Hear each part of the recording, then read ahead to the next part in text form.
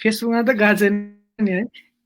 नमस्कार दर्शकबिन, आज हामी सधैँ जसो यो लकडाउन सुरु भएदेखि नै हिपमत विशेष लाइभ सोहरू गरिरहेका छौँ। आज पनि नेपाल र भारतको बीच जुन बोर्डर डिस्प्युट छ, जुन बोर्डरको विवाद छ वा अतिक्रमण छ, यसका विषयमा अन्तर्राष्ट्रिय कानुनका ज्ञाता, नेपाल ल क्याम्पसका उपप्राध्यापक अधिवक्ता आदरणीय अपूर्व खतिवडाजी हामीसँग हाम्रो स्टुडियोमा हुनुहुन्छ। म उहाँलाई स्वागत गर्न चाहन्छु। धन्यवाद। अब धन्यवाद, स्वागत छ सर। धन्यवाद विपिन सर, मलाई यहाँ निम्तो दिनुभएकोमा। कि मेरो आवाज आएको छैन? आएको छ सर। ए हस्। अब हामी ढिलो नगरिकन 7 बजे भनेको थियौँ, 7 मिनट जति हामीले टाइम बढी नै गइसकेको छ। यसमा म क्षमा पनि प्रार्थी छु। अब हामी हाम्रो कुराहरूलाई सुरु गर्न गइरहेको छौँ। अपूर्व सर, जुन अहिलेको नेपाल भारतको जुन डिस्प्युट छ, जुन बोर्डरमा समस्या छ, यसमा चाहिँ दुवै तर्फका नागरिकहरूले, हामी इन्डियाका नागरिकहरूले पनि हामी नेपालको असल मित्र हुँदाहुँदै चीनको अथवा कसैको उसमा गरौँ भनेर अनर्गल प्रचार गरिरहेका छन्। हामी नेपालीहरूको पनि राष्ट्रियता भनेको आमा भन्दा प्यारो चिज, खुकुरी लानेर छपाइहाल्ने कुराहरू हाम्रोबाट पनि भइरहेको छ। यस विषयमा खासमा हाम्रो विवादको विषय के हो र लिगल्ली हामी के गर्न सक्छौँ, यो कुराहरू राख्दिन सर। हो, अब खुकुरी लिएर छप्काइहाल्ने भन्ने कुरा चाहिँ अलिक बढी हुन्छ होला। यो यस्तो विवादहरू हेर्ने हो भने राष्ट्रहरूको निर्माण भएको समयदेखि नै, ऐतिहासिक रूपमा हामीले हेऱ्यौँ भने त्यति बेलादेखि नै यस्तो सीमासँग सम्बन्धित अथवा अन्य सन्दर्भमा विवादहरू राज्यहरूको बीच हुनु स्वाभाविकै हो। त्यसलाई स्वाभाविकै लिनुपर्छ र त्यो वार्ताको माध्यमबाट र कानुनको सहायता लिएर समाधान हुन्छ, समाधान भएका छन्। योभन्दा गम्भीर किसिमका वार्ता समस्याहरू पनि वार्ताबाट समाधान भएका छन् र सबै राज्य सम्बन्धित पक्षहरू शान्तिसँग बसेका छन्। अब तर नेपालीहरूको चाहिँ के एउटा आरोप छ भने भारत चाहिँ नेपाल पक्षबाट, नेपालको परराष्ट्र मन्त्रालयबाट बारम्बार भारतलाई पत्र पठाउने, तर भारतले नेग्लेक्ट गर्ने कुरा भइरहेछ। यस्तो अवस्थामा कसरी वार्ताको कुरा अगाडि बढ्छ? हो, त्यो चाहिँ एउटा कूटनैतिक रूपमा समस्या देखिन्छ। हामीले यो विषयमा, यही कालापानीकै विषयमा र सीमाको सम्बन्धमा टाइम एन्ड अगेन भारतलाई ल हामी कुरा गरौँ न, कूटनैतिक रूपमा यसको समाधान गरौँ, हाम्रो सीमामा भएका विवादहरू सबैलाई समाधान गरौँ भनेर हामीले भन्दै आएका छौँ। तर भारतले चाहिँ पन्छाउने उसको उद्देश्य देखिन्छ। उसले ढिलो गर्ने, पन्छाउने, किनभने उसलाई त हतारो छैन। सबै सीमामा यो भएको भूमिहरू त उसकै अधीनमा छ।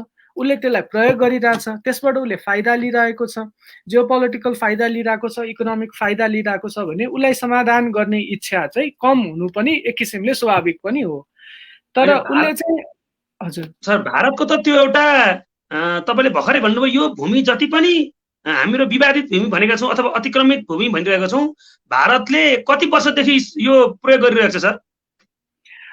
अब वास्तवमा भन्ने हो भने त्यो चाहिँ एउटा विवादको मुख्य प्रश्न हो। भारतले यो भूमि चाहिँ कुन समयदेखि भोग गर्दै आइरहेको छ भन्ने चाहिँ कानुनी रूपमा त्यो ज्यादै महत्त्वपूर्ण प्रश्न छ र यसमा नेपालको पोजिसन अन्त्यमा कूटनैतिक प्रक्रियामा छलफलमा जाँदाखेरि के हुन सक्छ भने त्यो धेरै समयदेखि होइन भन्ने हाम्रो भनाइ हुन सक्छ।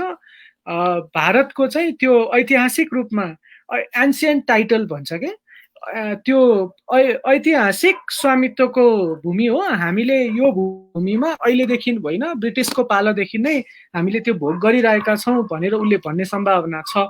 त्यसरी अहिले ठ्याक्कै यति हो भनेर भन्नलाई चाहिँ कठिन छ। तर हाम्रो छापामा आएको खबरबाट के देखिन्छ भने कान्तिपुरमा लगायत मन्त्री पद्मा अर्यालले भन्नुभएको प्रमाणहरू भनेर जुन उल्लेख भएको छ त्यसबाट के देखिन्छ भने 31-32 सालसम्म तिरेको रेकर्ड नेपालपट्टि तिरेको रेकर्ड त्यहाँ देखिन्छ। त्यस्तै 18 सालमा मतगणना गरेको सर हजुर 2031-32 सालमा आइसक्नुभयो। तर मैले कहाँबाट सुरु गर्दैछु भने सन् 1816 को जुन ट्रिटीको कुरा नेपालका नेताहरूले पनि गर्नुहुन्छ हैन। जुन 1816 मार्चको जुन ट्रिटी छ त्यसमा चाहिँ काली नदी चाहिँ नेपाल भारतको चाहिँ बोर्डर हो, त्यो चाहिँ नेपालको भारतको चाहिँ सीमा हो भनेर जुन छुट्याइएको छ त्यो त्यहाँदेखि नै विवाद भइरहेको छ। वास्तवमा काली नदी भनेपछि त लिम्पुवाधुरामा विवाद नगर्नुपर्ने होइन र? अब त्यो त्यति सरल छैन। हेर्नुहोस्, त्यो लिम्पियाधुराबाट काली नदी सुरु भयो भन्ने कुरामा कुनै दुविधा हुन सक्दैन।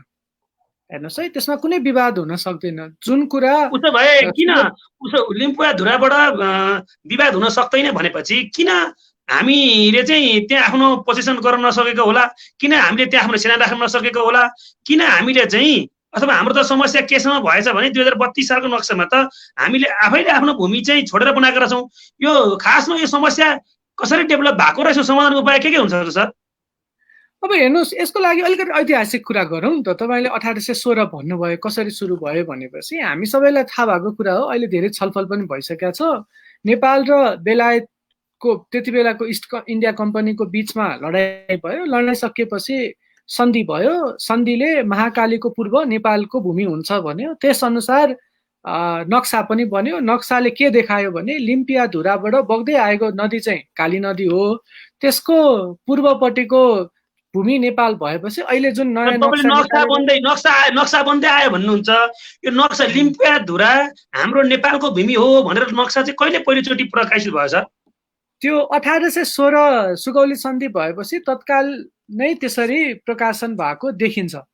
यो कहिले हट्यो त? फेरि भर्खरै अहिले चाहिँ अहिलेको सम्बन्धित प्रधानमन्त्री केपी शर्मा ओलीले यो जारी गर्नु भएको छ, वाइवाई पनि पाउनु भएको छ हैन? यो बिचमा यो कहिले हटेछ त सर?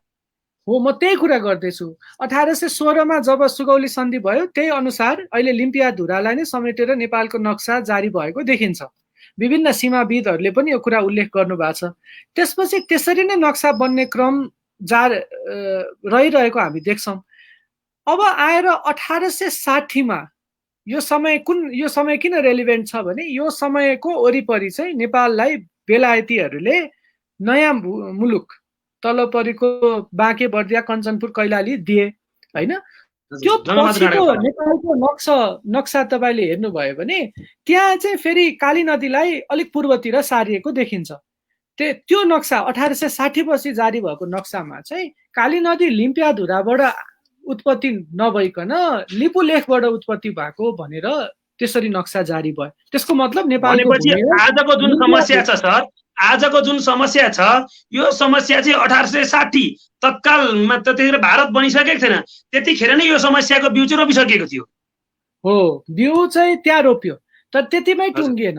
त्यसपछि 1879 मा एउटा नक्सा जारी भयो बेलायत सरकारबाट, जसमा चाहिँ के देखाइयो भने त्यो काली नदी त अझ पूर्वतिर आएर टिङ्कर पासबाट बग्ने गरी देखाइयो। भनेको मतलब सुरुमा लिम्पियाधुरा थियो, त्यसबाट अलिकति पूर्व लिएर आएर लिपुलेख आयो 1860 मा। 1879 मा चाहिँ टिङ्कर पासबाट त्यो नदी बगेको देखाइयो। र भारतले अहिले भनिरहेको कुरा चाहिँ यही टिङ्कर पास चाहिँ तिम्रो बोर्डर हो, टिङ्कर पासबाट चाहिँ तिम्रो बोर्डर सुरु हुन्छ भनेर भारतले अहिले लिएको क्लेम पनि त्यही हो। अहिले हामीले भारतले तिमीले गरेको गडबड कुरा छ, तिमीले गरेको ठिक छैन भनेर जुन भनिरहेका छौ नि, त्यो पनि त्यसको पहिलो उदाहरण, त्यो नक्साको पहिलो उदाहरण चाहिँ 1879 मा सन् 1879 मा भएको देखिन्छ। त्यसपछि के भयो, सन् 1947 मा भारत स्वतन्त्र भयो। भारत स्वतन्त्र भइसकेपछि भारतले आफूले त पहिलादेखि पाइरहेको नक्सा अथवा उसको नियत पनि खराब पनि हुन सक्छ, त्यति बेलाको जियोपोलिटिकल राजनैतिक कारणबाट उसले के गर्यो भने त्यो नक्सालाई कन्टिन्यू नै गर्यो। तर नेपालले 1860 मा जुन जारी भएको नक्सा थियो नि, लिपुलेखबाट खोला बगेको चाहिँ नेपाल हो भनेर त्यसलाई मान्यता दिइरहेको हामी पाउन सक्छौँ। हामी अस्ति नेपालले पनि लिम्पियाधुरा चाहिँ छोडेको अवस्था थियो। छोडेको नभनौँ, होइन, तर नेपालको नक्सामा चाहिँ लिपुलेखसम्म मात्रै देखिन्छ। अब तपाईँले हिजो अस्ति भर्खर विश्वबन्धु थापाको एउटा अन्तर्वार्ता हेर्नुभयो भने उहाँले के भन्नुहुन्छ भने जब पञ्चायतकालको सुरुवातको समय थियो, जब कालापानीमा के अरे भारतीय सैनिकहरू आएर बसेका थिए, त्यो समयमा हामीलाई न लिम्पियाधुरा भन्ने के हो थाहा थियो, न यो लिम्पियाधुरा कहाँ छ थाहा थियो, न लिपुलेखको बारेमा थाहा थियो, न कालापानीको बारेमा थाहा थियो। हामीले खासै यो थाहा भएको, हामीसँग सूचना आएको कुरा चाहिँ थिएन भन्ने थियो। किनभने यो जुन भूमि छ त्यो एकदमै गाह्रो छ त्यहाँ पुग्नलाई, र त्यो भूमि धेरै जनसङ्ख्या भएको भूमि पनि थिएन। सो राज्यको के भन्ने इमिडिएट फोकस भन्दा बाहिर रह्यो, र यसरी नै कन्टिन्यू भयो। कन्टिन्यू भइसकेपछि बिचमा विभिन्न कारणबाट कसैले भन्छ महेन्द्रलाई रिक्वेस्ट गरेर भारतीय सेनाहरू आएर कालापानीमा बसे, त्यसपछि फर्केर गएनन् र बिस्तारै बिस्तारै आफ्नो इन्फ्रास्ट्रक्चर त्यहाँ बनाए, मिलिट्री बेस बनाए र उनीहरूले त्यसलाई कन्टिन्यू गरे। हामीले चाहिँ के गर्यौँ भने त्यो कुरालाई एउटा किसिमले स्वीकारेको जसरी हामीले नक्सा बनाउँदै गयौँ, लिपुलेखबाटै नेपाल सुरु हुन्छ भनेर। तर यो विगत तपाईँले 5-6 वर्ष हेर्नुभयो भने नेपालमा चाहिँ यो कुरा रियलाइजेसन भयो नेपालीहरूमा, नेपाली भनेपछि हाम्रो पञ्चायत कालमा, हाम्रो पञ्चायत जुन इरा थियो त्यतिखेरै यो सम्बन्धी गम्भीर मिस्टेक त भएको रहेछ सर। पञ्चायत एउटा एरालाई दोष दिएर त मेरो विचारमा कसैलाई पनि फाइदा छैन। तर हिस्टोरिकल्ली हाम्रो समस्या के थियो भने हामीले आफै नक्सा बनाउन सक्ने हाम्रो क्षमता त्यति बेला थिएन, होइन, धेरै समय अगाडिसम्म पनि थिएन। त्यसैले बेलायतीले हामीलाई दिएको नक्सा नै हामीले स्वीकार गर्नुपर्ने हाम्रो बाध्यता थियो। एउटा त हाम्रो क्षमताको पनि प्रश्न थियो। अर्को कुरा चाहिँ कस्तो थियो भने बेलायतीको यो उद्देश्य चाहिँ लिपुलेखबाट तिब्बतसँग व्यापार गरौँ भन्ने पनि हुनसक्छ क्या, त्यसको लागि उसले त्यसरी नक्सा बनाउँदै गयो, हामीले त्यसलाई मान्दै आयौँ। र अहिले आएर चाहिँ कुरा के भयो भने होइन, काली नदी त लिम्पियाधुराबाट सुरु हुन्छ भने त्यसको पूर्वतिर त हाम्रो हुनु पर्यो नि त भनेर हामीले इन्टरनेसनल प्र्याक्टिस छ। इन्टरनेसनली पनि नदीहरूलाई नै एउटा देश र देशको बोर्डर मानिन्छ। नदी कस्तो खालको नदीलाई चाहिँ ठुलो नदी मान्ने, जस्तै यहाँ चाहिँ के कुरा बुझियो भने काली नदी हो, तर काली नदीको उद्गम चाहिँ 3टा छ भन्ने कुरा बुझियो। कस्तो कुन पानी बढी भएकोलाई मान्ने कि अथवा लेन्थ बढी भएको मान्ने कि कस्ता नदीहरूलाई चाहिँ बोर्डर मानेर अगाडि बढ्ने इन्टरनेसनल प्र्याक्टिस छ सर हाम्रो सन्धिमा भर पर्छ। हेर्नुहोस्, त्यो नदी नै मान्नुपर्छ भन्ने कुरा त्यो जरुरी छैन। जस्तो नेपाल र चीनको बिचमा भएको बोर्डरमा सबै नदी छन् भन्ने कुरा होइन। नेपाल र भारतकै बिचमा दक्षिणतिर नदी छ भन्ने कुरा चाहिँ होइन, होइन। तर सन्धिमा नदीलाई मान्दाखेरि त्यो नदीको कस्तो नदीमा त छेउछाउमाको सहायक नदीहरू पनि हुन्छन्, कस्तो खालको नदीलाई चाहिँ मेन नदी मानेर चाहिँ यसलाई बोर्डर मान्ने चलन छ? मेन नदी भन्ने कुरा भएन, होइन। हामीले काली नदी भन्यौँ, काली नदी भनेको त्यसमा कुनै दुविधै छैन क्या। अहिले हामीले छलफल गर्नुपर्ने आवश्यकता पनि म देख्दिनँ कि त्यो काली नदी भनेको लिम्पियाधुराबाटै सुरु हुन्छ। र यो तथ्यलाई 2017मा भारत सरकारको सर्वे डिपार्टमेन्टले जारी गरेको नक्सामा पनि स्वीकार गरिसक्यो। भारत सरकारले पनि एउटा कुरा के स्वीकार गरिसक्यो भने लिम्पियाधुराबाटै काली नदी सुरु हुन्छ भन्ने कुरा भारत सरकारले कहिले स्वीकारेको छ? 2017 सालमा उसले निकालेको आफ्नो राजनैतिक जुन नक्सा छ, पोलिटिकल म्याप अफ इन्डिया भन्ने सर्वे डिपार्टमेन्ट, उसको सर्वे डिपार्टमेन्टले निकालेकोमा उसले स्वीकारेको छ। समस्या त्यो होइन। बाहिर चर्चामा चाहिँ के देखिन्छ भने यो नक्सा के हो, नदी के हो, नदीको पूर्व हो कि होइन भन्ने। तपाईँले मलाई प्रश्न गर्न सक्नुहुन्छ के भनेर भनेदेखि सुगौली सन्धिको धारा 5मा काली नदीको पूर्व नेपाल हो भनेर उल्लेख गरेको छ। भारतले पनि लिम्पियाधुराबाट काली नदी सुरु हुन्छ भनेर 2017 सालमा स्वीकार गरिसक्यो। भनेपछि त विवाद कहाँ रह्यो त? लिम्पियाधुरा त्यो त नेपालकै हुने भयो त। अब विवाद कहाँ रह्यो त नि? भारतले अब होइन कसरी भन्न पाउँछ भनेर विवाद प्रश्न गर्न सक्नुहुन्छ। र त्यो नै मुख्य प्रश्न हो यसमा। विवाद केमा रह्यो भनेदेखि अन्तर्राष्ट्रिय कानुनमा रह्यो। हेर्नुहोस्, अन्तर्राष्ट्रिय कानुनमा के छ भने दुईटा कुरा यसमा, होइन, भारतले गर्न सक्ने। एउटा पहिलो अन्तर्राष्ट्रिय कानुनको कुरा के गरौँ भने यदि कुनै राष्ट्रको जमिन छ, भूमि छ भने कुनै अर्को राष्ट्र आएर त्यो जमिनमा 100औं वर्ष बसे पनि त्यो जमिन चाहिँ उसले लिएर जान सक्दैन भन्ने स्पष्ट नियम छ। त्यसकारण हाम्रो जमिनमा आएर भारत जति बसे पनि भारतको त्यो जमिन हुँदैन भन्ने एउटा सिद्धान्त, त्यो मान्यता छ, त्यसमा कुनै डाउट भएन। तर त्यो मान्यता साथसाथ अर्को एउटा नियम छ। त्यो नियमले के भन्छ भने तपाईको जमिन छ, तर तपाईले चाहिँ लामो समयसम्म त्यो जमिनमा आफ्नो राजकीय उपस्थिति देखाउनु भएन। तपाईले त्यो जमिनमा आफ्नो सार्वभौम सत्ताको प्रयोग गर्नु भएन। त्यो जमिनमा रहने व्यक्तिहरूसँग तपाईको सरकारको कुनै सम्बन्ध रहेन, राज्यको कुनै सम्बन्ध रहेन। हाम्रो राजकीय उपस्थिति सर 2032 सालसम्म राजकीय उपस्थिति भएको भन्ने कुरा सरकारको दाबी छ। हो, त्यो अब 2032 सम्म दाबी जुन छ त्यसलाई अब भारतले के भन्न सक्छ भने यो एउटा दुईटा आइसोलेटेड उपस्थिति हो कि आइसोलेटेड मान्छेहरूले नेपालपट्टिबाट नागरिकता लिनलाई, नेपालको सर्भिसेसहरू लिनलाई, प्रिभिलेजेसहरू लिनलाई गरेको हो कि समग्रमा त्यहाँको जनताले राज्य मानेर त्यो किसिमको सम्बन्ध राखेको थियो भनेर हामीलाई प्रश्न गर्छ। हामीले त्यसको तयारी गर्नुपर्छ के। त्यसकारण मैले भन्न खोजेको कुरा चाहिँ के हो भने यदि राज्यको उपस्थिति लामो समयसम्म त्यहाँ देखिएन भने अन्तर्राष्ट्रिय कानुनको नियम के छ भने त्यो राज्यले यो मेरो भूमि हो भनेर दाबी गर्न चाहिँ एउटा समय आएपछि गर्न सक्दैन भन्ने नियम छ हैन। त्यो नियमलाई कुन देशको यो बोर्डर डिस्प्युटमा चाहिँ यो खालको भर्डिक्ट आएको छ सर? अब सैद्धान्तिक रूपमा यो भर्डिक्ट उसमा यो क्यामेरुन भर्सेस नाइजेरिया भन्ने मुद्दामा आएको छ। 2002 मा मेरो विचारमा यो फैसला भएको मुद्दा हो। र अर्को व्यवहारिक रूपमै यो कुरालाई लागू भएको कुरा चाहिँ क्याम्बोडिया विरुद्ध थाइल्यान्डको मुद्दामा यो 1958 मा दर्ता भएको मुद्दा हो। मेरो विचारमा 1962 तिर फैसला भएको हुनुपर्छ, त्यति बेला भएको मुद्दा हो। सो हामीले यहाँनिर कानुनको विद्यार्थीले के बुझ्न जरुरी छ भनेदेखि हुन चाहिँ त्यो महाकाली नदी नै हो, महाकाली नदीको पूर्व नेपाल नै हो। त्यो महाकाली नदी हो भनेर हामीसँग प्राविधिक प्रमाणहरू छन्, सीमाविदहरूले भन्नुभएको छ, भूगोलविदले भन्नुभएको छ, जलस्रोतविदहरूले भन्नुभएको छ। इन्डियाकै सर्वे डिपार्टमेन्टले पनि भनिसकेको छ।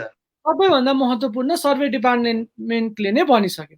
तर पनि हामीलाई त्यो भूमि प्राप्त गर्नलाई अलिकति चुनौती कहाँनिर छ भनेदेखि भारतले यो तर्क गर्ने सम्भावना छ। उसले के भन्न सक्छ भने तपाईले अस्ति टेलिभिजनमा इन्टरभ्यू हेर्नुभयो भने पनि त्यहाँको एसटी मुनि त्यो जेनरल मेहताले के भन्यो भने तिमीले यत्रो वर्षसम्म चाहिँ किन गरिनौ, किन प्रश्न गरिनौ, किन अहिले आएर चाहिँ गर्यो भन्नुको अर्थ उहाँहरू त कानुनको त्यसरी आर्गुमेन्ट गर्नु भएन। तर उनले चाहिँ के भन्छ भने तिमीले यति समयसम्म नबस्या भएर त्यसमा कुनै उपस्थिति नदेखा भएर तिमीले यो अधिकार चाहिँ तिमीले छोड्यौ, तिमीले अहिले आएर दाबी गर्न मिल्दैन तिमीले भनेर उनले त्यो भन्नुको मतलब त त्यो भूमि चाहिँ तपाईहरुकै हो भन्ने कुरा पनि हो नि सर, हिडन कुरा त त्यसमा त। तर त्यसको अर्थ भएन नि त। अर्थ किन भएन भन्दाखेरि त्यो जमिन भारतकै अधीनमा छ। अहिले भारतले सम्पूर्ण रूपमा त्यो जमिनको प्रयोग गरेको छ, त्यहाँ नेपालीलाई छिर्न पनि दिँदैन होइन। अनि नेपालले चाहिँ त्यो जमिन हाम्रो हो भनेर दाबी गर्न पाएन भने त्यो सैद्धान्तिक रूपमा त्यो जमिन नेपालको हो कि चाइनाको हो कि कसको हो कि भन्ने कुराले के अर्थ राख्छ र? त्यसको भोग चाहिँ भारतले कन्टिन्युअसली गर्न पायो भने, निरन्तर रूपमा गर्न पायो भने त त्यसको अर्थ भएन।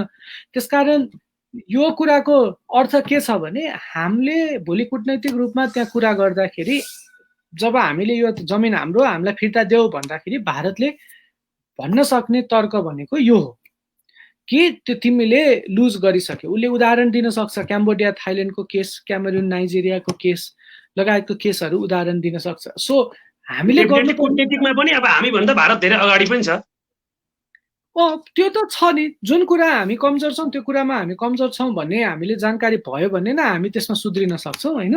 अहिले यतिकै हामी त होइन भारत जतिकै छौँ हामी टक्करमा। मैले सुने कोही कोही व्यक्तिले के भन्न थाल्नु भएको छ भने होइन अब यो केही गरेर हुँदैन, हामी सेना पठाउँ, भारतसँग लडाइँ खेलौँ, 5-6 हजार नेपाली मर्छन्, टक्कर दिएर हामी त एउटै हो नि त भन्ने कुरा देखाउँछन् भन्ने कुरा गर्न चाहिँ मेरो विचारमा त्यो व्यवहारिक भएन।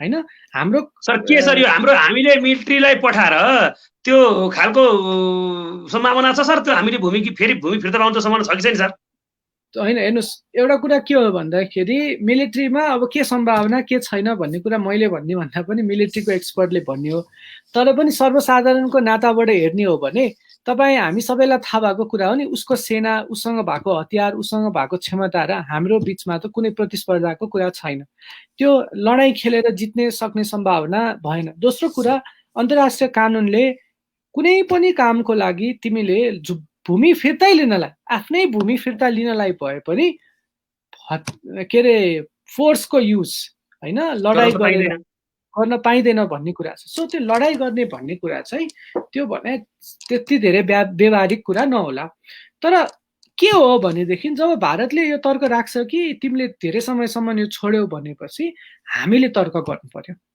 हामीले कूटनैतिक रूपमा प्रस्तुत हुँदाखेरि तर्क गर्न सक्छ हो त्यो तर्कमा के हुन सक्छ भने मैले त्यो फेरि उसको हाम्रो विश्वबन्धु थापाको अन्तर्वार्ता हेरेको थिएँ विश्वबन्धु थापाले के भन्नुहुन्छ भने जब कालापानीमा भारतीय सैनिकहरू आथे नि बस्नलाई भनेर आएका थिए त्यति बेला जवाहरलाल नेहरूले राजा महेन्द्रलाई पत्र लेख्नु भएको थियो तिम्रो जमिनमा हामीलाई बस्न देऊ भनेर त्यो पत्र हामीले देखाउन सक्यौं भने त्यो ज्यादै महत्त्वपूर्ण प्रमाण हुन्छ त्यो चाहिँ प्रमाण तर त्यो पत्र लाग्छ यो हामीसँग छ कि छैन फेरि हैन अब त्यो छ कि छैन भन्ने त राज्यसँगको गोप्य दस्तावेजहरू होला दस्तावेजहरू होला नेपालको समस्या हाम्रो के समस्या भयो भने हामीले चाहिँ तत्काल शासकहरूलाई दोष दिने जोसुकै होस् अहिले जस्तै हामीले केपीलाई दोष दिने योभन्दा अगाडि सेनाको देउवाला एकदम खराब भन्ने तर हाम्रो पुराना दस्तावेजहरू चाहिँ हेर्ने हो भने चाहिँ के कलकत्ताको लाइब्रेरीबाट खोज्नुपर्ने अनि के चाहिँ ब्रिटिस लाइब्रेरीबाट खोज्नुपर्ने यो चाहिँ हाम्रो त ट्रेन्ड छ क्या सर त्यो भएकोले गर्दाखेरि ती दस्तावेजहरू नेपालसँग सुरक्षित छ भन्ने गरी पुरा चाहिँ हामी आश्वस्त हुने अवस्था चाहिँ छैन सर होइन आशावादी भयौँ न किन त्यसमा निराशा हुने अर्को कुरा चाहिँ विश्वबन्धु थापाले के भन्नुहुन्छ भने त्यो सैनिक राख्ने सम्बन्धमा पत्र मात्र नभएर तत्कालीन भारतको लागि नेपाली राजदूत पण्डित यदुनाथ खनाल र तत्कालीन भारतका विदेश सचिवको बीचमा एउटा सम्झौता पनि भएको छ त्यो सम्झौताको कागज हामीले राख्यौं भने हामीले नेहरूले लेखेको पत्र राख्यौं भने त्यसबाट हामीले के प्रमाणित गर्न सक्छौं भने तिमीले यो ठाउँमा हाम्रो ठाउँ थाहा पाइ आएर बसेको कारणबाट तिमीले चाहिँ क्लियर केस अफ अकुपेसन गरे तिमीले आएर बस्दियौ भन्न सक्छौ अन्यथा हामीले अकुपेसनको आर्गुमेन्ट गर्न सक्दैनौँ किनभने अकुपेसनको लागि फेरि हामीले जमिनकै विवाद छ जमिनकै विवाद नसल्टाइकन त्यो भयो भने भारतले चाहिँ के भन्न पाउँदैन भने यो मेरो हो भनेर भन्ने उसको राइट चाहिँ त्यहाँ हराउँछ अब यस्तो डकुमेन्ट्सहरू हामीले खोज्नु पर्यो अर्को एभिडेन्स के हुन सक्छ भनेदेखि यो मुद्दामा हामीले चीनसँग सन्धि गर्यौं 1961 मा नेपाल हजुर नेपाल र चीनको बीचको सीमा सेटलमेन्टको लागि हामीले सन्धि गर्यौं त्यो सन्धि गर्दाखेरि प्रोटोकल साइन भयो 2 वर्षपछि हैन प्रोटोकलमा तुलसी गिरीले साइन गर्नुभएको छ नेपालको तर्फबाट र त्यो प्रोटोकलको सन्दर्भमा अहिले मैले विज्ञहरूले भनेको सुने के भन्नुहुन्छ भने त्यो प्रोटोकल अनुसार नेपाल भारत चीनको त्रिदेशीय बिन्दु चाहिँ सेटल हुन बाँकी छ त्यो सेटल गर्ने भनेर राखेको चीन नेपाल र भारत चाहिँ एकैचोटि एउटै टेबलमा बसेर त्यो जिरो बिन्दु शून्य बिन्दुलाई राख्न नसकेको कारणबाट त्यो कायम हुन नसकेको भन्या छ यदि हामीले कुनै डिप्लोमेटिक करेस्पोन्डेन्सबाट कुनै त्यस्तो लेटरबाट एक्सचेन्ज भएको लेटरबाट पत्रबाट चाहिँ यदि हामीले यो कुरा देखाउन सक्यौं भने पनि हामीले चाहिँ छोडेको होइन हामी चाहिँ प्रतीक्षामा छौं हामी लामो समय भयो तर हामी प्रतीक्षामा छौं कि यो सेटल होस् भन्ने कुरा भन्न सक्छौं यो केही उदाहरणहरू हो जस्तो 15 मा नेपाल सरकारबाट पठाएको डिप्लोमेटिक नोट अस्ति 6 महिना अगाडि भारतलाई हाम्रो परराष्ट्र मन्त्रीले पठाउनु भएको नोट अस्ति 1-2 हप्ता अगाडि पठाउनु भएको नोट यी सबै प्रमाणहरूले चाहिँ के देखाउन सक्छ भने हामीले चाहिँ यो भूमि छोडेका छैनौं हाम्रो यो भूमिमा दाबी छँदैछ त्यसैले यो जुन आर्गुमेन्ट छ इन्डियाको तिमीले यो दाबी छोड्यौ तिम्रो राजकीय उपस्थिति छैन तिम्रो यो सरकारको उपस्थिति यसमा छैन भन्ने आर्गुमेन्ट चाहिँ काम लाग्दैन भन्ने हामीले प्रमाणित गर्न सक्छौँ। तर भनेपछि सर अब यो हाम्रो समस्या चाहिँ हिजोको अथवा आजको अथवा अलिकति अगाडिको 2 वर्ष अगाडिको सरकारले गरेको त भएन र त। 1816 मा जुन लिम्पुवा धुरा सहितको नक्सा हाम्रो जुन हामीले पाएका थियौँ त्यो चाहिँ हामीले 1879 मै जारी भएको अर्को नक्सा भनेको झन्डै झन्डै आजभन्दा 150 वर्ष अगाडि त्यतिखेर चाहिँ इन्डियामा चाहिँ इस्ट इन्डिया कम्पनीले शासन गरिरहेको थियो। त्यतिखेरै हामीले चाहिँ लिपुलेखसम्म मात्रै पाएका रहेछौँ होइन सर? हो हो। त्यस पछाडि अझै हजुर भन्नुहोस् न। त्यस पछाडि अझै यो चाहिँ हामीले अब अहिले तत्कालै अब रिसेन्ट नेताहरू हुनुहुन्छ नि, कसैले चाहिँ शेरबहादुर देवला फटा भन्ने, कसैले प्रचण्डलाई, कसैले केपीओललाई यो फटा भन्ने चलन छ हाम्रोमा त हेर्नु होइन। यो यसको जरा चाहिँ आजभन्दा 200 वर्ष अगाडि चाहिँ 1816 भनेको 204 वर्ष अगाडि चाहिँ हामीसँग लिम्पियाधुरा थियो। तर 150 वर्ष अगाडि नै हामीसँग थिएन फेरि लिम्पियाधुरा। यो कुरामा चाहिँ नेपाली जनताले सबैले बुझेको हुनुहुन्न होला सायद। छैन बुझ्नु भएको छैन। त्यस पछाडि अझ लिपुलेखसम्म आएको कुरालाई अझै हामीले चाहिँ अझै 2032 सालमा अझ राष्ट्रवादी राजाको शासनमा चाहिँ अझै त्यो जुन नक्सामा जुन हाम्रो नक्सा थियो त्यो नक्सामै हामीले थालेका चाहिँ 2032 सालमा रहेछौँ। होइन, नेपालको नक्सामा त 1860 देखि नै लिपुलेखदेखिको छ, लिम्पियाधुरादेखिको छैन, लिपुलेखदेखिको कन्सिस्टेन्टली नै छ। तर 2032 सालमा भएको नक्सामा सर जारी गरेको नक्सामा त अझै होइन, लिपुलेखकै देखिन्छ हाम्रो त्यो 32 सालको नक्सामा टिङ्कर पाससम्म के अरे लिपुलेखसम्म छ, लिम्पियाधुरासँग छैन। अनि त्यही बिचमा चाहिँ त्यही इरा जतिखेर चाहिँ यो नक्सा 2032 सालको नक्सा आयो त्यही इरामा तपाईको चाहिँ कालापानी लगायतका नेपालका 17, 18, 19 ठाउँमा चाहिँ भारतले आफ्नो सेना राख्न सफल भएको छ। हो, त्यो भारतले राख्न सफल भएको भन्दा पनि के थियो भने नेपाल आफैले मगाएको देखिन्छ के। नेपालले प्रधानमन्त्री मातृका प्रसाद कोइरालाको पालामा हजुर राणा शासनको अन्त्य भइसकेपछि अब आफ्नो नेपाली सेनालाई मोडर्नाइज गर्नु पर्यो, ट्रेनिङ गर्नु पर्यो भनेर मातृका प्रसाद कोइरालाले नेहरूसँग यो सहयोग गरिदिनु पर्यो। भारतीय सेना मोडर्नाइज गर्ने भनेर बोलाएको, तर उ त चाइनाको बोर्डरमा र कालापानीमा आएर बस्छ, चाइनाको बोर्डरलाई छोडेर कालापानीमा त छोडेन नि सर, होइन र? यो यथार्थ त हो नि। हामी अब त्यो चाहिँ अलिकति तथ्य स्पष्ट छैन। किन छैन भनेदेखि एउटा त आएर बस्यो होइन, बसेकोलाई चाहिँ ल तिमी फर्केर जाऊ भनेर कृतिनिधि विष्ट प्रधानमन्त्री भएको बेलामा उहाँले इन्डिरेक्टली आफ्नो एउटा पत्रिकामा इन्टरभ्यू दिएर जाऊ भन्नुभयो र पछि फर्क्यो पनि। तर कृतिनिधि विष्टले फर्केर जाऊ भनेको पोस्टहरूमध्ये कालापानी पोस्ट उल्लेख भएको छैन, लिपुलेख पोस्ट उल्लेख भएको छैन, टिङ्कर पासको पोस्ट उल्लेख भएको छ, तर लिपुलेख र कालापानीको कुरा उल्लेख भएको छैन। त्यसको कारण के हो भनेदेखि भारतीय पोजिसन के हो भने हामी कालापानीमा महेन्द्रले भनेर बस्न आएको होइन, हामी कालापानीमा 1955 देखि नै छौँ भन्ने उनीहरूको पोजिसन छ, उनीहरूले आर्ग्यु गर्ने कुरा। हामीले भनिरहेको यो त अब हाम्रो समस्या भयो सर। अब यो समस्याको समाधानका उपायहरू के हुन सक्छन् यो कुरामा प्रकाश पारिदिनु सर। समाधानको उपाय भनेको चाहिँ यो कूटनैतिक प्रक्रियाबाट समाधान हुने विषय भयो एक त। त्यसको लागि हामीले प्रमाण खोज्नु पर्यो। प्रमाण भने चाहिँ के हो भने बाहिर छापामा छलफल भएको भने चाहिँ एक महाकाली नदी कहाँबाट सुरु हुन्छ, कुन महाकाली नदी हो, कहाँ पूर्व हो के पश्चिम हो भन्ने कुरामा केन्द्रित छ। त्यो पनि जरुरी छ। कूटनीतिक विषय भनेको हामी जनताले बुझ्ने हिसाबमा चाहिँ नेपाल र भारतका अधिकारीहरू बीच बसेर छलफल गर्ने, दुईटा राज्यले छलफल गर्ने हो, अरू उपाय छैन यसमा। दुईटा छलफल यसमा नेपाल, भारत र चाइना पनि मिलेर छलफल गर्नुपर्छ भन्ने पनि एउटा एक किसिमको बौद्धिक वर्गको राय छ। यो कुरा के हुन्छ सर यसो गर्दा? होइन, मेरो चाहिँ विचारमा त्यो राम्रो हुँदैन। किन राम्रो हुँदैन भने चीन र नेपालले आफ्नो सीमाको सम्बन्धमा निर्धारण गरिसके कुरा 1961 मा सम्झौता गरिसके, 1963 मा प्रोटोकल साइन भएको छ। त्यो सीमाको कति भूमि नेपालले दिएको छ, कति भूमि त्योभन्दा बढी नेपाललाई चीनले दिएको छ, त्यसरी गिभ एन्ड टेक गरेर मिलाएको छ। त्यो जमिन सेटल भइसक्यो। यो विवाद भनेको त्रिदेशीय बिन्दुसँग सम्बन्धित विवाद होइन।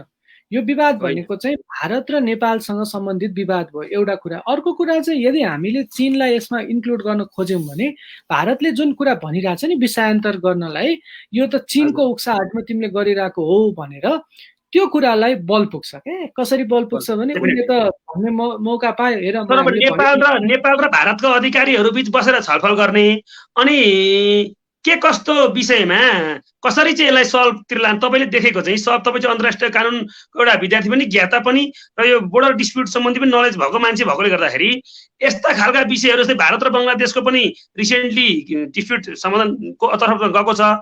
नेपाल र भारतको अधिकारीले के गर्दाखेरि चाहिँ समस्या समाधान होला सर? समस्या समाधान त कूटनैतिक छलफलबाट छलफल गर्नु पर्यो, टेबलमा बस्नु पर्यो, रिगरस छलफल गर्नु पर्यो। खाली छलफलको लागि छलफल नभएर यो चाहिँ हामी सेटल गर्छौँ, हामी एकअर्कालाई तर्क दिन्छौँ, आधार दिन्छौँ र त्यो आधार स्वीकार्य आधारलाई सबैले के भन्छ अन्तर्राष्ट्रिय रूपमा एक्सेप्ट गर्ने, त्यसलाई मान्य तर्कहरूलाई एकअर्काले मान्नेछौँ हामीले भन्ने त्यो इमानदारिता लिएर तर्कको आधारमा सेटल हुने कुरा हो। यो अदालतमा गएर अथवा अन्य निकायमा गएर सेटल हुने कुरा ठुला पार्टीका सर यो कांग्रेस र नेकपाका भातृ संगठनहरू युवा विद्यार्थी भातृ संगठनहरूले यो चाहिँ अन्तर्राष्ट्रिय कोर्टमा लानुपर्छ भन्ने किसिमले नि सडक आवाज उठाइरहेको भएको छ। यो के हुन्छ सर? यो सडक अन्तर्राष्ट्रिय अदालतमा लाने कुरा, आइसिजेमा लाने कुरा के हुन्छ सर? हुँदैन।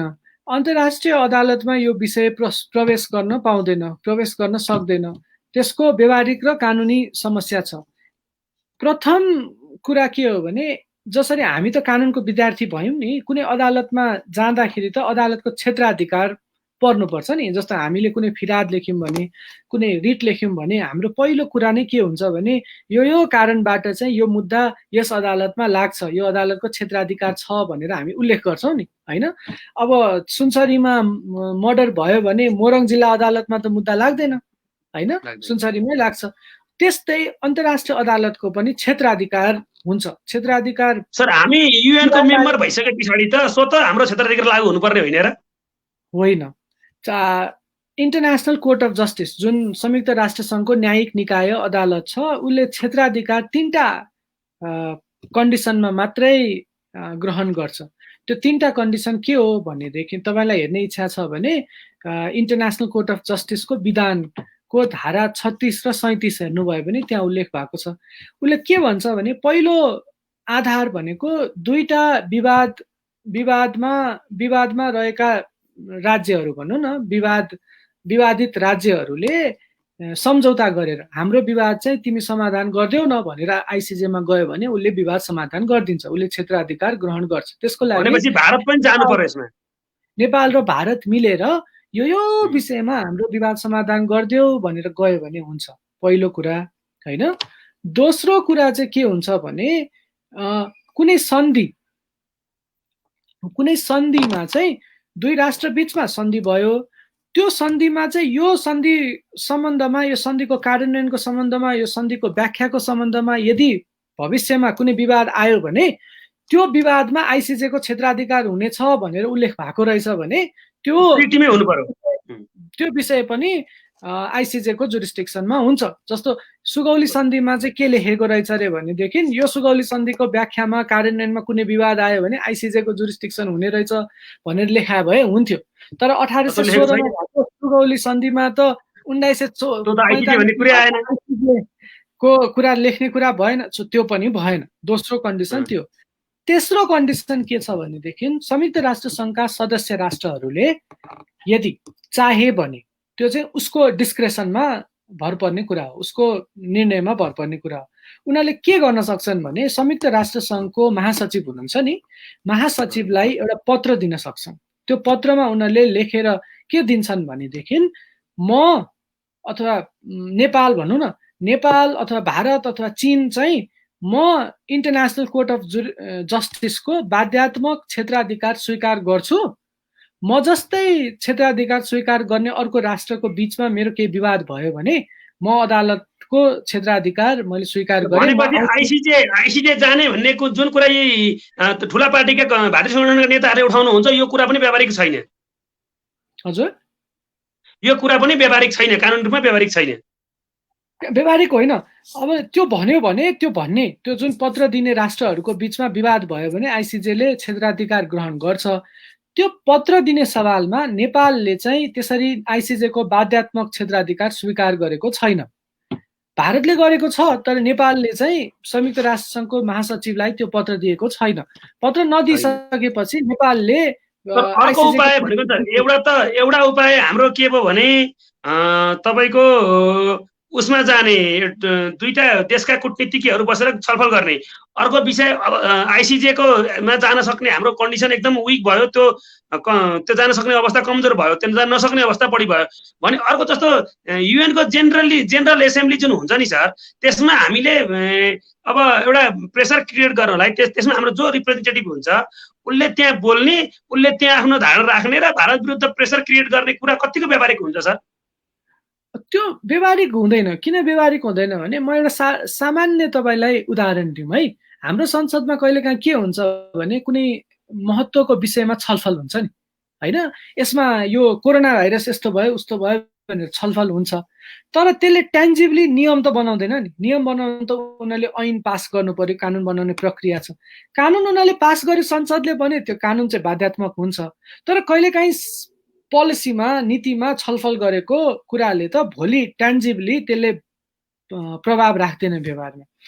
यदि हामीले जेनरल एसेम्ब्लीमा र इभन संयुक्त राष्ट्रसङ्घको सुरक्षा परिषदमा लिएर जान सक्यौँ भने, त्यहाँ छलफल भयो भने पनि संयुक्त राष्ट्रसङ्घको जेनरल एसेम्ब्लीले, साधारण सभाले अथवा सुरक्षा परिषदले चाहिँ ल अब आजदेखि चाहिँ लिम्पियाधुराबाट तिम्रो बोर्डर सुरु हुन्छ, यताको पूर्व नेपाल, उताको पश्चिम यो यसरी बोर्डर हुन्छ भनेर उसले भन्दैन, किनभने उसको कामै होइन त्यो गर्ने, होइन? उसले त्यसरी गर्न थाल्यो भने सारा संसारको उसले हेर्नुपर्छ, उसको त पोलिटिकल नेचर। अब हामी कन्क्लुजनतिर जाउँ। कन्क्लुजनतिर जाँदाखेरि अब अरू कुराहरू भन्दा तपाईँले पनि राखिसक्नुभयो, दुईटा पक्ष बिचका अधिकारीहरू बसेर कूटनीतिक छलफलबाट यो सक्दाखेरि राम्रो भन्ने कुरा नै फाइनल कुरा हो नि सर, होइन? राम्रो त छँदैछ, तर हाम्रो लागि एउटै उपाय र एउटै आशा पनि त्यही नै हो। हामीले कूटनैतिक रूपमा हामी सबल हुनुपर्छ। कूटनैतिक रूपमा सबल हुनलाई, तयारी गर्नलाई कानुनी रूपमा पनि तयारी हुनु पर्यो, भौगोलिक कुराहरू बुझेर जानु पर्यो, त्यो प्राविधिक कुराहरूको जानकारी लिएर जानु पर्यो। यी सबै कुरा जानकारी लिएर चाहिँ यो बीचमा जसरी अहिलेको सरकारले त्यो लिम्पियाधुरालाई समेटेर नक्सा सार्वजनिक गरेको छ, यसलाई कसरी सर एज अ अन्तर्राष्ट्रिय कानुनको एउटा विद्यार्थी भएको नाताले गर्दा हजुरले यसलाई कसरी हेर्नु भएको सर? यो राम्रो हो कि नराम्रो हो सर? त्यो राम्रो हो। राम्रो किन हो भनेदेखि त्यसले हाम्रो दाबी प्रस्तुत गर्यो, होइन? यही कुरा मानौँ न एकछिनलाई 2015-16 अथवा 17 सालमा यो नक्सा जारी भए चाहिँ त्यो नक्सै प्रमाण हुन्थ्यो अहिलेको लागि, होइन? अहिले जारी गरेको नक्सा चाहिँ प्रमाण होइन, त्यो दाबी चाहिँ हो। किन प्रमाण होइन भने अब त विवादै सुरु भइसकेपछि, जारी गरिसकेपछि त्यसलाई प्रमाणको रूपमा स्वीकार गर्न मिलेन। तर मानौँ 15 सालतिर हामीले यो नक्सा जारी गर्दा भए, 17 सालतिर यो नक्सा जारी गर्दा भए के हुन्थ्यो भने नेपालले त आफ्नो राजकीय उपस्थिति त छोडेको रहेन रहेछ भन्ने प्रमाण त हुन्थ्यो नि। अहिले विवाद अरू देशका बिचमा पनि यस्ता इन्टरनेसनल बोर्डरका डिस्प्युटहरू भएका छन्। यो कति वर्ष पछाडि सुल्झेला सर? यो कहिलेसम्म सुल्झिने विषय होला? यो कति टाइम लाग्ला सुल्झाइ? यो जेनरली हामीले हेर्यौँ भने यस्ता विवादहरू सुल्झिन धेरै समय लाग्छ, त्यो सरल रूपमा सुल्झिँदैन र समय पनि स्वाभाविक रूपमा लाग्छ। एकदम सौहार्दपूर्ण वातावरणमा छलफल हुँदाखेरि पनि यो विवाद भनेको छलफल हुनलाई समय, के अरे टुङ्गिनलाई समय लाग्छ। किन भन्नुहोस् न, अब सबै प्रमाण भयो, तयार भयो, भारतीय पक्ष पनि नेपाली तर्कको, नेपालले प्रस्तुत गरेको कानुनी आधारको, नेपालको राजनीतिक आधार, सबै आधारमा ऊ सेटिस्फाई भयो, होइन? ऊ चाहिँ ल मान्यो, उसले नेपालको पोजिसनलाई मान्यो भने पनि त उसको आफ्नो इन्टरनल राजनैतिक कारण, होइन, आन्तरिक राजनैतिक कारणबाट उसले च्याट्ट ला यो त नेपालको पो रहेछ, नेपाललाई दिउँ भनेर त भन्दैन नि त। उसलाई पनि त त्यो त हानिकारक हुन्छ नि त राजनैतिक रूपमा। मोदी सरकारले यतिकै दिउँ भन्यो भने उसलाई हानिकारक हुन्छ। सो हामीले यस्तो वातावरणको निर्माण गर्नुपर्छ कि जनता, सिभिल सोसाइटीको उसमा पनि त्यो निर्णयलाई स्वीकार योग्य बनाइयोस् हैन। यहाँको जनता त्यो अपोजिसन पार्टीमा पनि त्यहाँको त्यो कुरालाई स्वीकार्य हुने किसिमको हामीले त्यो लेभलको काम गर्नु पर्यो। त्यो लेभलको काम गर्नलाई 1-2 वर्षमा हुने काम होइन। हामीले मेहनत गर्नु पर्यो, यो कुरालाई प्रचार गर्नु पर्यो। सर अन्तिममा नि सर, अन्तिममा हजुर त यो विषयमा चाहिँ एक्सपर्ट हुनुहुन्छ, अब तर तपाईँ चाहिँ अफिसियल जस्तै गभर्मेन्टमा चाहिँ हुनुहुन्न, तपाईँलाई पनि छ नि, तपाईँले इन्टरनेसनल डिस्प्युट बारे पढ्नु भएको छ, यसो अध्ययन गर्नु भएको छ, यसमा काम पनि गर्नु भएको छ, तपाईँको प्रेजेन्स चाहिँ यो भारत र नेपालको चाहिँ डिस्प्युट मिलाउनेमा भयो भने तपाईँले कसरी मिलाउँछु जस्तो लाग्छ सर यसलाई? होइन, मैले मिलाउँछु भन्ने कुरा त अब हाम्रोमा धेरै तगडा मान्छेहरू हुनुहुन्छ होइन, म आवश्यक छ जस्तो पनि लाग्दैन। तर मैले अघि नै भने नि, हामीले यो डिस्प्युट मिलाउनलाई कूटनैतिक रूपमा हामी तयारीको साथ उपस्थित हुनु पर्यो। त्यो तयारी भनेको केवल अहिले हाम्रो छलफल भएको छ नि, खालि नक्सा देखाउने, लिम्पियाधुरा यो हो, यो काली नदी हो, यसको पूर्वपट्टि चाहिँ नेपाल हो, सुगौली सन्धिको भनेर चाहिँ पर्याप्त हुँदैन। किन हुँदैन? मैले अघि तर्क भने भारतले त्यो तर्क गर्न सक्छ जुन चाहिँ अन्तर्राष्ट्रिय कानुनमा त्यो तर्कलाई स्वीकारेर फैसलाहरू पनि भएका छन् भन्ने मैले दृष्टान्त भने। त्यसकारण त्यो किन त्यो तर्क यसमा लागू हुनु हुँदैन, त्यो तर्क लागू नहुने अवस्था के छ भनेर हामीले प्रमाणित गर्नु पर्यो। त्यसको लागि नेहरूले लेखेको पत्रको कुरा भयो, नेपाली एम्बेसडरले गरेको सम्झौताको कुरा होला, हामीले गरेको जनगणनाको रेकर्ड होला, हाम्रो मालपोतले बुझेको तिरोको कुरा होला, लगायत हाम्रो गभर्मेन्टले गरेका डिप्लोमेटिक करेस्पोन्डेन्सको कुरा होला, नेपाल चीनसँग सम्बन्धमा यो त्रिदेशीय बिन्दु निर्धारण गर्ने सम्बन्धमा भएका छलफलहरू होलान्। यी सबै कुरालाई कम्पाइल गरेर यो कुरा के गर्नु पर्यो भने, जब भारतले चाहिँ यो आर्ग्यु गर्छ नि, जब उसले भन्छ यो कारणले तिम्रो होइन भन्दाखेरि हामीले त्यसलाई उत्तर दिन सक्ने हाम्रो क्षमता हुनु पर्यो, त्यो तयारी हुनु पर्यो। त्यो गर्यो भने चाहिँ त्यो कूटनैतिक प्रयास पनि सार्थक हुन सक्छ, त्यो राम्रो हुन सक्छ। नत्र भने चाहिँ डर के भयो भने हामीले चाहिँ खालि सुगौली सन्धिको धारा 5 भन्ने, उसले चाहिँ कानुनको कुरा गर्ने होइन, व्यवहारको कुरा गर्ने भयो भने त्यो मिलन बिन्दुमा आउन सक्दैन। र हामीले त अन्तर्राष्ट्रिय कानुनलाई मान्छौँ नै भनिरहेका छौँ। त्यसकारण अन्तर्राष्ट्रिय कानुन, एउटा अन्तर्राष्ट्रिय कानुनलाई मान्छु, अर्को अन्तर्राष्ट्रिय कानुनलाई मान्दिन भन्न मिलेन। सुगौली सन्धि पनि त अन्तर्राष्ट्रिय कानुन हो। सो हामीले सुगौली सन्धि अन्तर्राष्ट्रिय कानुनको आधारमा आफ्नो तर्क प्रस्तुत गर्छौँ भने अन्तर्राष्ट्रिय कानुनले मानेका यी तर्कहरू जुन भारतले लिएर आउन सक्छ, त्यो तर्कहरूलाई काट्न सक्ने, त्यो तर्क लागू नहुने कारणहरू पनि हामीले खोज्नु पर्यो। त्यसका एक्सेप्सन्सहरू, लमा त तपाईँ कानुनको तपाईँ आफै अधिवक्ता मान्छे, कहिलेकाहीँ एक्सेप्सन्स पनि हुन्छ, कुनै नियम नलाग्ने अवस्था पनि हुन्छ, कुनै नियम फरक ढङ्गले लाग्ने अवस्था हुन्छ। त्योतिर चाहिँ हाम्रो तयारी हुनुपर्छ र त्यो भयो भने त्यो सम्भावना छ। हजुर सर, तपाईँको महत्त्वपूर्ण टाइमको लागि तपाईँलाई धेरै धेरै धन्यवाद। हामी फेरि पुनः पनि यो सम्बन्धी अरू थप जानकारी चाहियो भने तपाईँसँग सम्पर्क गर्ने नै छौँ। हामीहरूलाई हेर्नुहुने सम्पूर्ण दर्शकवृन्दलाई यो हामीलाई हेरिदिनु भएकोमा र हामीलाई महत्त्वपूर्ण टाइम दिनुभएकोमा आदरणीय अन्तर्राष्ट्रिय कानुनका ज्ञाता अपूर्व खतिवडाज्यूलाई पनि हार्दिक धन्यवाद भन्दै म पनि यस फेसबुक लाइभबाट बिदा हुन चाहन्छु। हस्, धन्यवाद, नमस्कार। हस्, थ्याङ्क यू।